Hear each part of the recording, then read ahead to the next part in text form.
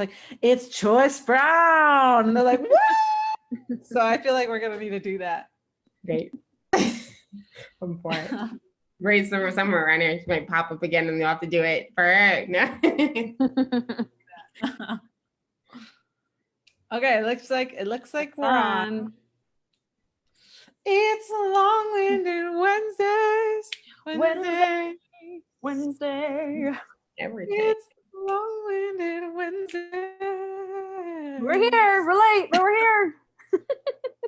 Sorry we're late, but it was for good reason. We're busy changing the world, y'all. So give us a break. You know what is up, y'all? My name is Jenny Medrano. I use she, her pronouns, and I am the Shift Program Manager at Building Bridges. And this is my co. Hi, y'all. I'm trying to share and watch the video. You know, do all the things at the same time. Hi, I'm Myron. I use she, her pronouns. Shift Program Coordinator.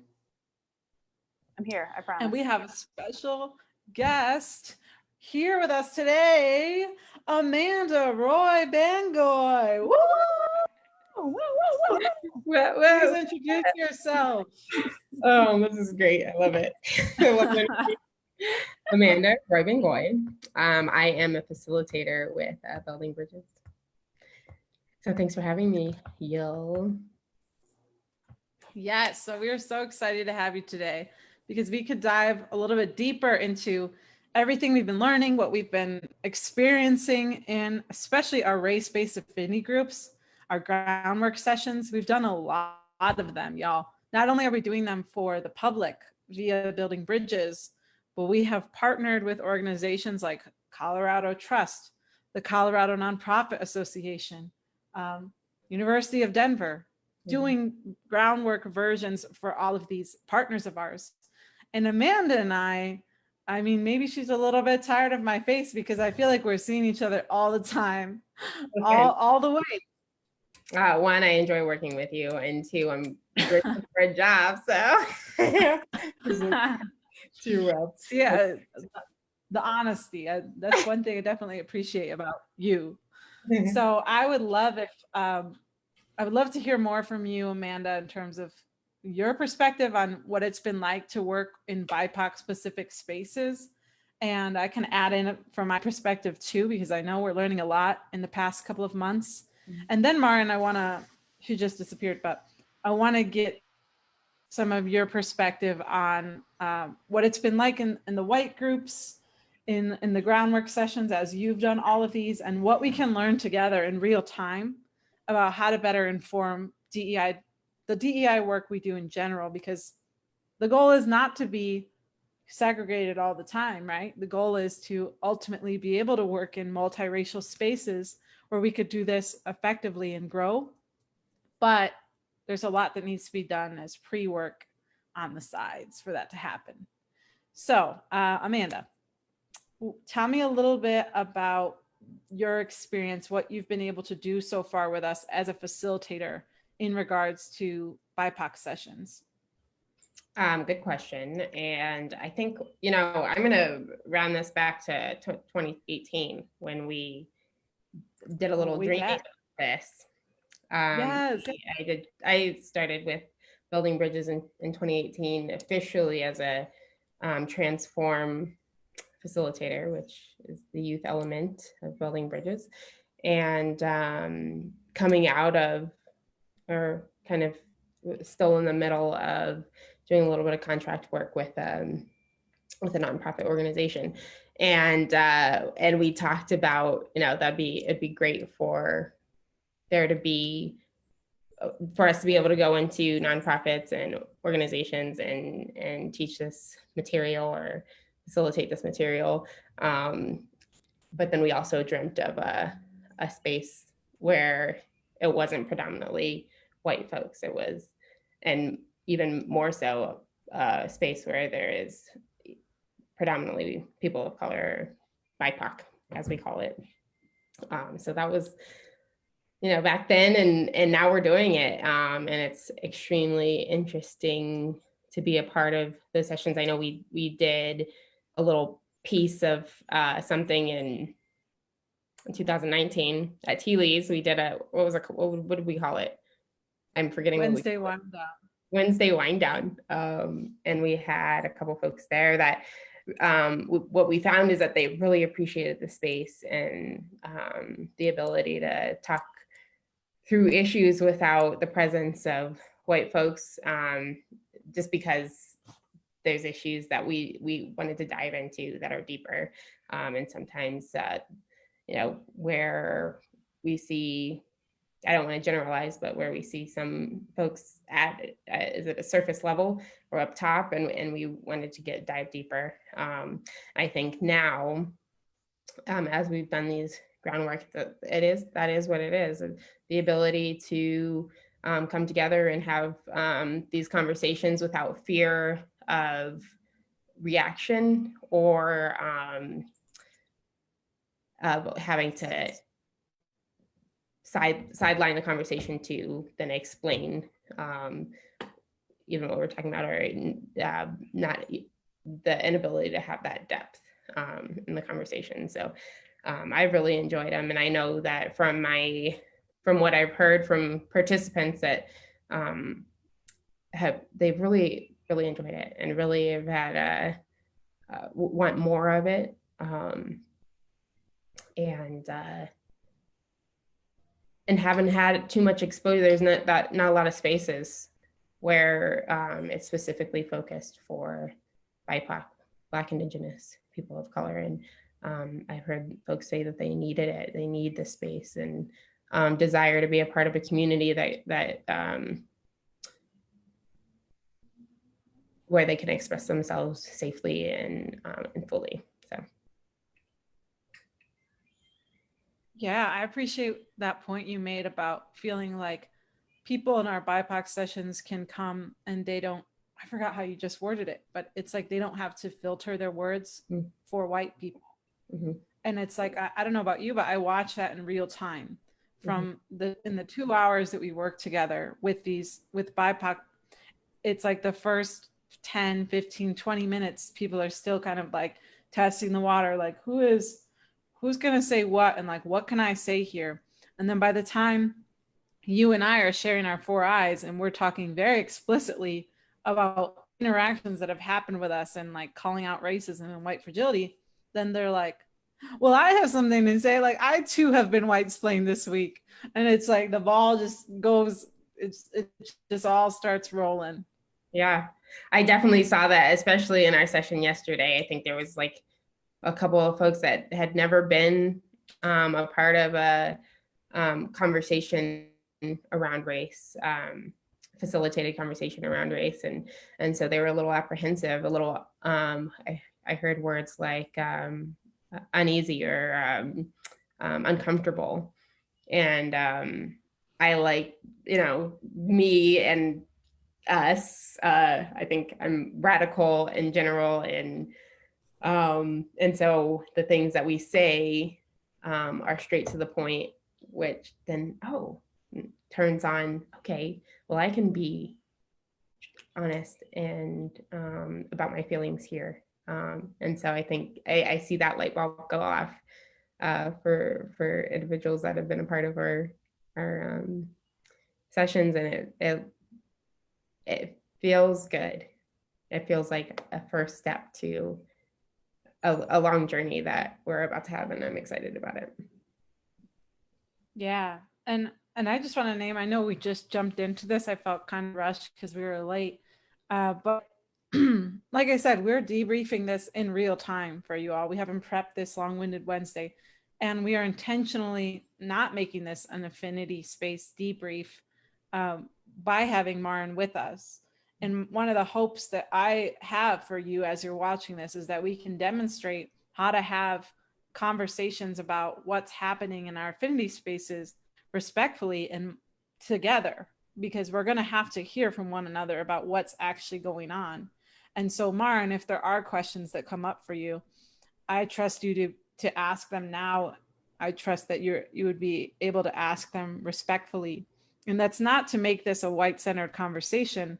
It's more so just to start connecting the dots between what, if you're watching this and you are a white person, what might be coming up for you in terms of a question, and how we can clarify what's going on here. I hope that makes sense. Mm-hmm. And I see where you're going with that statement too. We have groundwork, which is a prerequisite to liberated, and liberated will be, and correct me if I'm wrong with the naming, liberated would be a space for BIPOC, especially 4 sessions, 2 hours each. And then we go into uprooted, right? Where we're then coming together as rooted. Thank you. That's where it is. So we're coming together as folks that have talked in affinity spaces, got that content out, and now ready to have a even deeper conversation. So I think that's going to be something really special. It's going to be something very different, because everybody's going to be immersed into at least what we know of our building bridges culture, and at least the frameworks that we work around, and so then can go from there. It'll be great, I think. Yeah, thanks for saying that, Amanda, and like outlining the training pipeline that we have, because it is first groundwork. 2, you go into a liberated cohort if you're a BIPOC, or uprooted cohort if you're a white individual. And then 3, rooted in the spring, which I'm also excited about, because I'm like, how is that going to go? I've never been able to bring a multiracial group of people together that have had such intense affinity work beforehand. And one thing I'm curious about, Maren, is, so Amanda and I are sharing about how what we've seen happen in the first 10, 20 minutes versus the last part of the session in terms of opening up in vulnerability. Is that similar to what happens in the white individual session, or how is it maybe different also? Yeah. Well, first I want to note that Amanda and I are the OGs, and I just want to take a moment of gratitude around like our journey together, starting at CTC and being on Long-Winded Wednesday together today. I'm just feeling that today. Wait, can you tell the world what CTC is and what that means, what you just said? Yeah. One of the first adult programs that Building Bridges offered to the community was called Connect Through Conflict, and Amanda and I participated in, I think, one of the first. Is that correct? One of the first or second? You were in the first round. Okay, we were the guinea pigs. Yeah. So, and then both Amanda and I have been a part of the Youth Transform and the facilitating that, and kind of have had similar paths in terms of building bridges. And yeah, I'm feeling really cool, full circle right now, and like grateful for what moving forward continues to look like in what you just named. And like ultimately, I believe like our journeys have influenced what we offer right now, honestly, in terms of like, what does it look like to bring adults through something long term, like we do with the young adults that we work with in Transform, with the youth in Transform, and really what it takes to continue to engage in a posture that Building Bridges offers, the workshops that Building Bridges continues to bring folks through. So yeah, again, that feels really exciting and cool. And ultimately, I don't know, I think a testament to the real belief and importance that I think Building Bridges posture can bring to folks in terms of really going deeper and offering some moments of some big moments. That's been my experience, at least. So yeah, did you want to add anything to that, Amanda? That kind of makes me emotional. I know, I'm trying to like, it's coming out of my throat. I'm trying not to. So Jenny is the creator, right? You were the writer of all of these, and you were the originator, God, if you will, of CTC. And so that was all that was a new space for all of us, right? Then the reason why it brought me to that is something that we're gonna go deep into the politics here. Go deep. Trump was elected president, and I was like, what, how can I be a part of actual impact and change? What I thought about was that it does start with me, because I didn't feel like I was even in, I wasn't in conversation. I didn't feel like I was rooted in a space to combat what was coming.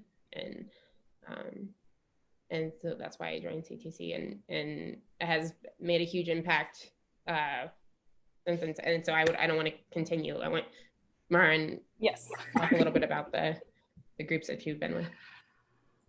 for sure. But yeah, It does start with me because no.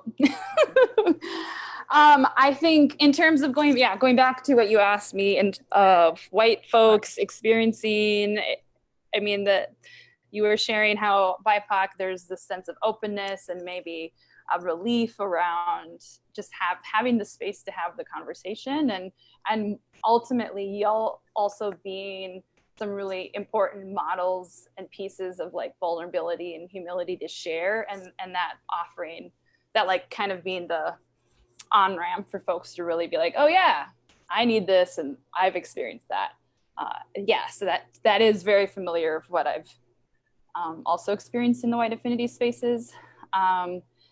Every time we do check-in words for emotions, there's often a lot of anxious, hesitation, nervous, curiosity.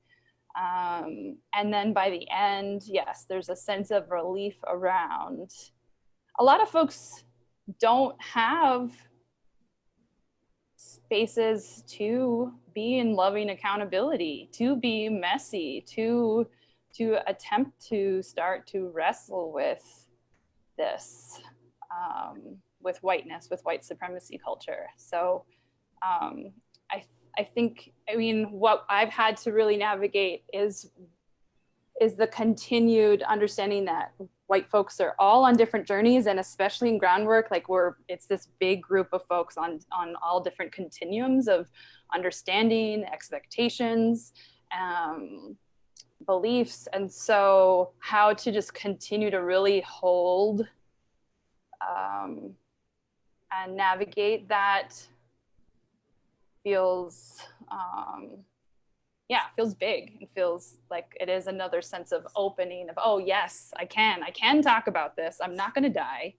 And there are other people out here trying to do that. And what does that mean? Like maybe now there's even a little bit further rooted, like a root growing a little bit more of like, yep, I'm in this, I'm doing this. And I have another next step to do. Because white folks, we need to know a next step. Yeah. What's the next thing? I'm curious, Amanda. I know there's a lot that I'm processing the more we do these BIPOC sessions. And so I'm curious, like, what have you learned about yourself as a person of color, more specifically as a Black woman, as we've done these BIPOC sessions? And what have you learned about BIPOC in general? So this year, right, has been very complicated in many ways, right? And so as we get further into this work, and all these things are coming up, I've been able to talk through them.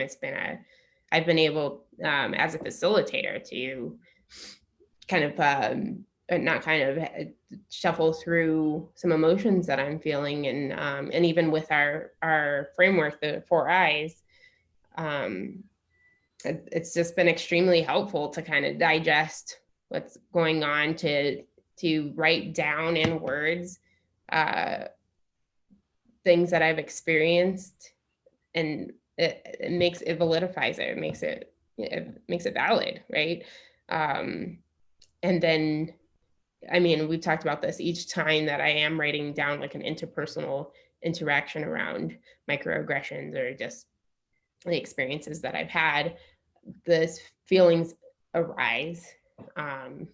And earlier in our sessions can feel consuming. But as I continue to do the work and continue to work through it, and with our commitment to meditation and to presence have helped me to observe those emotions from a different perspective. And so that's just been phenomenal for me, especially during this time. And the opportunity to be, I think candid, as well as to hear that others are going through the same things or feeling similar emotions to me, that I'm not alone, is huge. And it is very needed. I don't know where I would be in a different space if I didn't have this community and these sessions to bounce off of currently. That's so cool to hear, man. That's the first time I'm hearing that from you. And then like, damn, that's impact. And that's on you personally. Yeah. So thank you for sharing that. What about in general of BIPOC? Yeah, BIPOC in general, which is funny because it's like, what about 75% of the world? Can you categorize what you learned? Black, 75% indigenous, people of color. That's huge. Yeah, so Everybody. well, actually, so when I first started working with Building Bridges and I heard the word and affinity group and saw what it was about, there was pushback from me, for sure. I was like, Yes, there was. Yeah, I remember that now. I don't want to be in that I felt like that was segregating. That was, why? I don't understand. And as we've moved forward, I do see the value, especially when you just need to have a like, even we have our Black affinity group.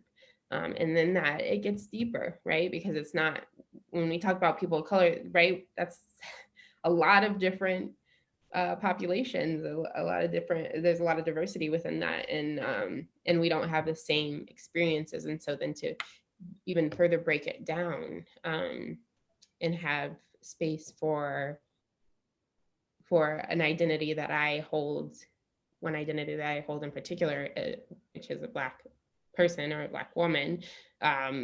It's been helpful to get into that space and to kind of just hold each other. I think, these spaces currently, they've been difficult, because we've had to talk about really heavy things because they're in our face, they're blatant. And so even though we know there's no resolution to the current topics, just a space to acknowledge emotions and a space to be heard and to feel seen is huge. So I think I shout out to affinity groups now.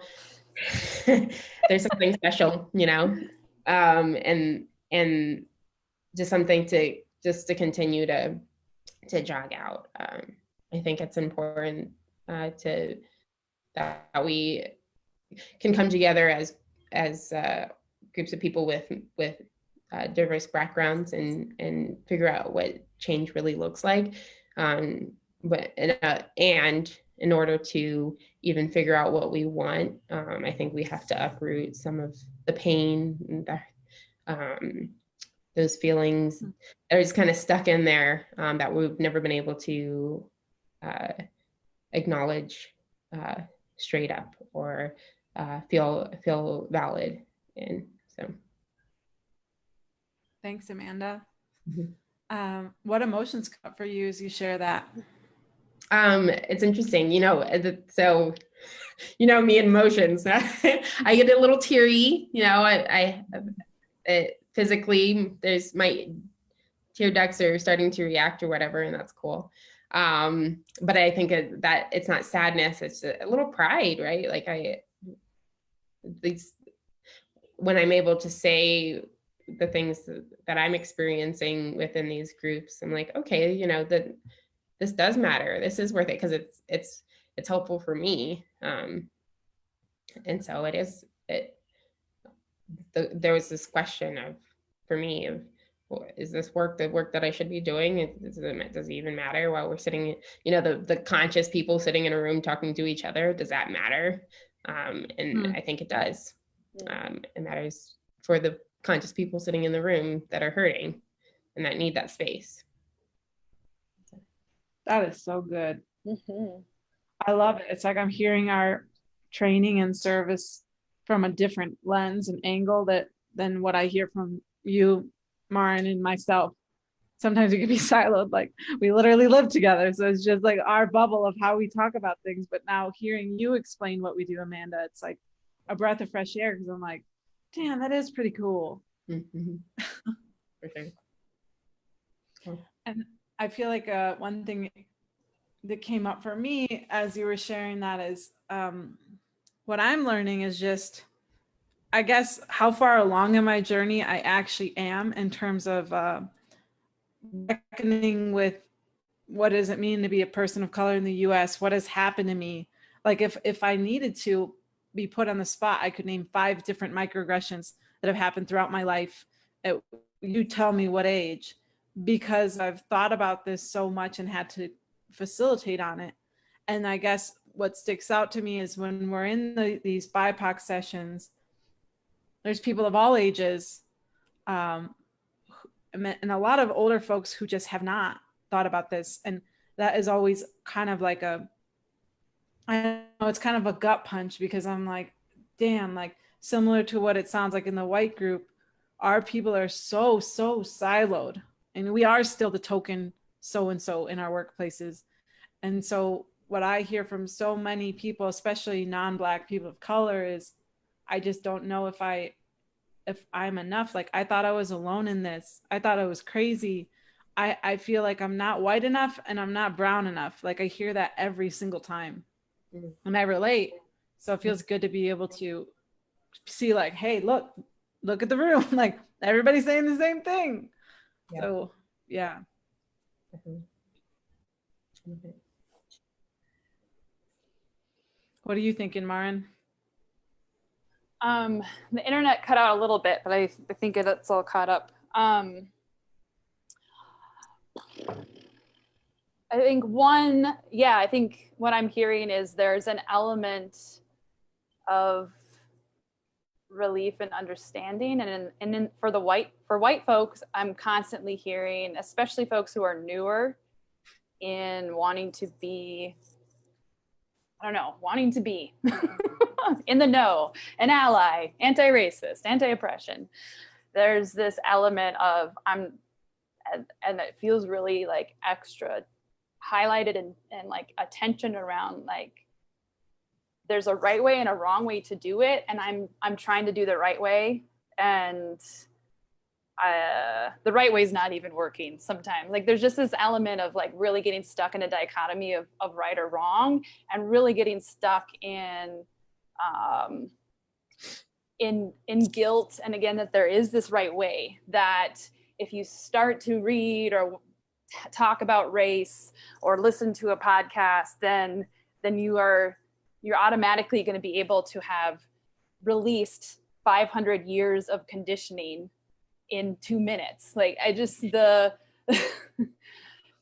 real grasp, like there's just like this flailing and this like sense of urgency around I'm supposed to have it figured out. And like I feel like oftentimes, and I'm feeling really reminded right now too of, I mean, there's an element of I am like what Reese Dominican says, like this trying to be this calm body for folks to kind of settle into that tantrum a little bit and to like normalize that and give permission around it of the flailing is normal.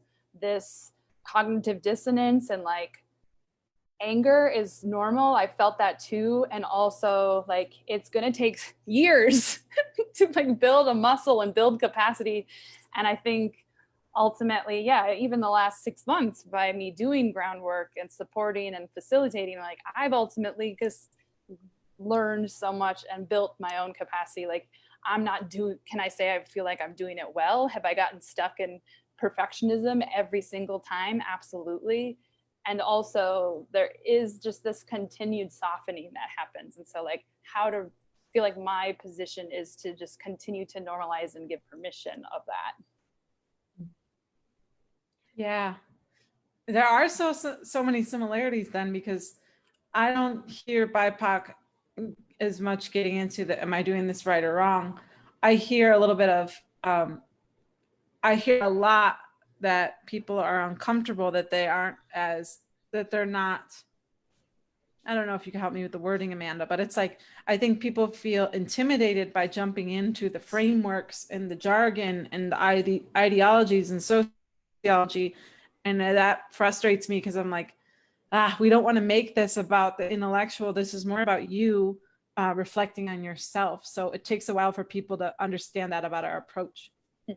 Yeah. And honestly, yesterday I did hear some, I want to do it right.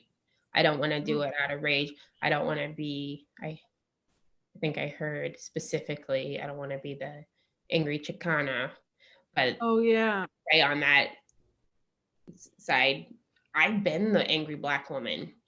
I've raged my way into situations, hardcore, you know, and within my time in building bridges, and I wanted to say that yesterday too, that I think that perfectionism piece comes into play on both sides. Like, yeah, it sucks to be reactive, or in that moment show a side of yourself that you don't necessarily show out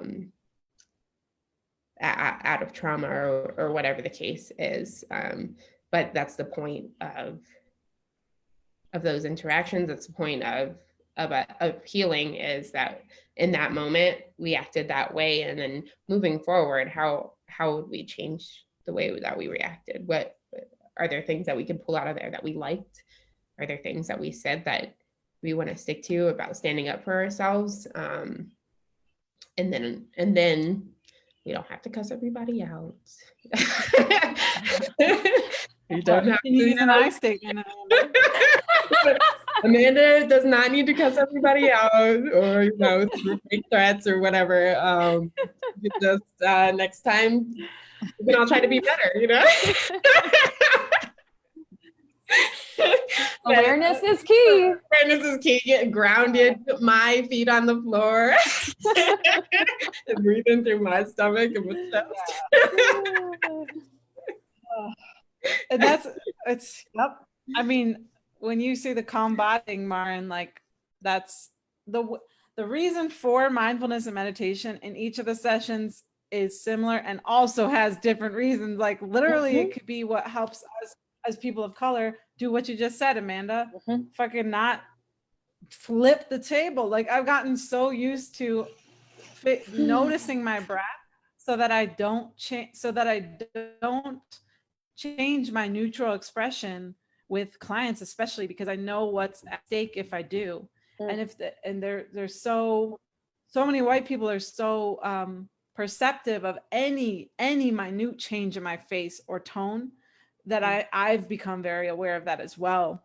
And I think about like the mindfulness and how different people have reacted differently in our BIPOC sessions, Amanda. Like some people hate it, and some people, they're like the one person from DU, she was like, this, I feel like I just let that go forever. Like that was one of the most beautiful things I've ever done in my life. And I'm just like, cool.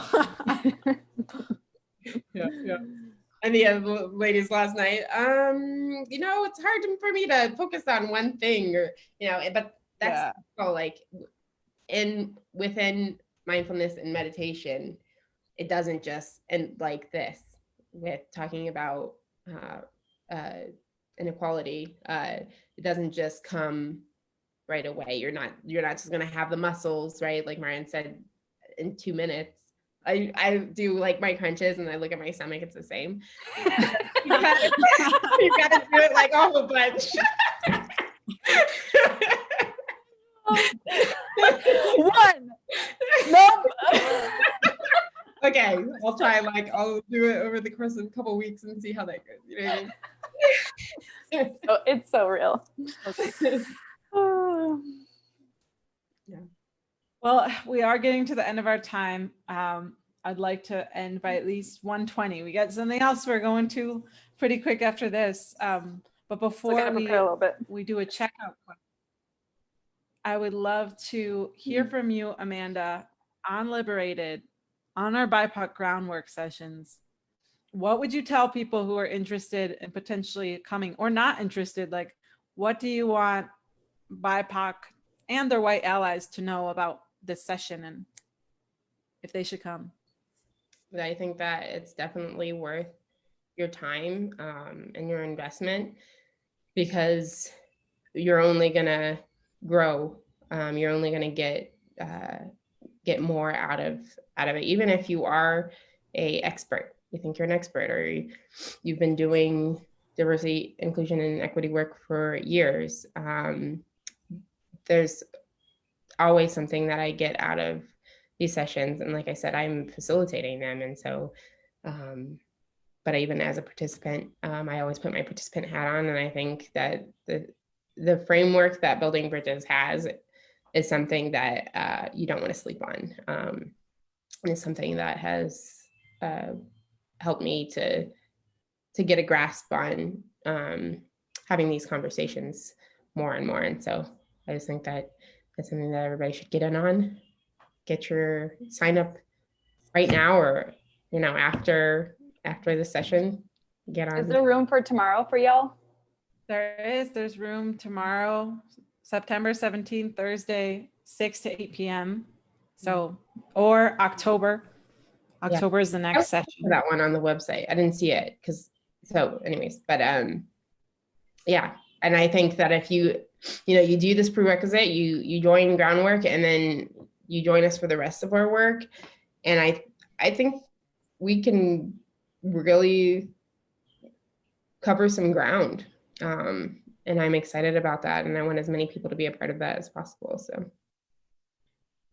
Same. And when it comes to cost, like we charge $15 for our groundwork session and $150 for the Liberated cohort. And that's because I truly believe that unless you're paying for something, there's going to be very little investment in what you're actually doing. So I know a lot of people want to do free sessions for BIPOC, and that there's a time and place for that. But for us, we always charge. And also here for me right now, we will work with you when it comes to finances. So if you're not able to afford that, or you need a scholarship for Liberated or groundwork, please let us know. Yeah, I think it's just about I hear the skin in the game, right? Like you put in just a little bit just to show that you're committed to it. And it's not for others. It's, you're like, I paid $2 for this, if that's what you put in, right? I am going to put this in my calendar, and I'm going to try to make it. So I think that's what it's about. Thanks, Amanda. Okay, so let's do a checkout. 2 feeling words. So take some time to think about it, and then we'll go Maren, Amanda, and then I'll share. Take some time to feel about it, I should say.